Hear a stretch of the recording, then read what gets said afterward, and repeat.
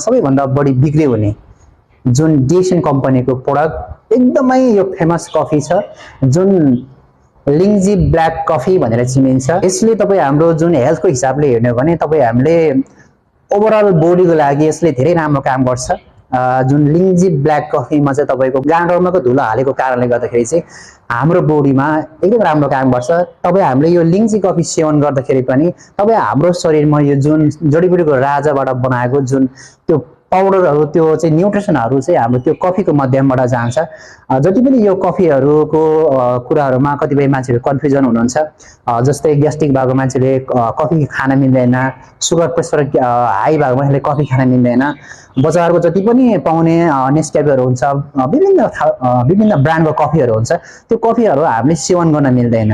यदि तपाईँको शरीरमा चाहिँ प्रब्लम छ, कुनै पनि क्रोनिक डिजिज छ, मुटु रोग छ, ग्यास्ट्रिक छ, सुगर प्रेसर तपाईँको छ भनेदेखि तपाईँले बाहिरको कुनै पनि ब्रान्डको कफी युज गर्न मिल्दैन। तर तपाईँ हामीले यो डिएसएनको कफी चाहिँ किन खान मिल्छ त भन्ने हुन्छ। बिरामीले झन् कफी खाने रे भन्दाखेरि कतिपय अचम्म लाग्न सक्छ। सुगर प्रेसर हाई भयो झन् कफी खाना रे भन्दाखेरि कतिपय साथीलाई अचम्म लाग्न सक्छ। यसमा तपाईँको चाहिँ डिएसएनको कफी किन खान मिल्छ भन्दाखेरि क्याफिनको मात्रा जम्मा तपाईँको चाहिँ 0.06 मात्रा हुने भएको कारणले यो सबैले खान मिल्छ, जुनसुकै बिरामीले खान मिल्छ। जुन 0.06 भनेको चाहिँ तपाईँको के मात्रामा यसको बाँच्नका लागि मात्रै, कफीको थोरै बाँच्नका लागि मात्रै राखेको हुन्छ, जुन हाम्रो शरीरलाई चाहिँ असर पर्ने खालको, साइड इफेक्ट हुने खालको हुँदैन। त्यो भएकाले सबै बिरामीले, सबै मान्छेले यो कफी खान मिल्छ। संसारको भनेको यसमा निकोटिन हुँदैन। संसारको सबभन्दा राम्रो कफी भनेको चाहिँ ब्राजिलियन कफीले मानिन्छ।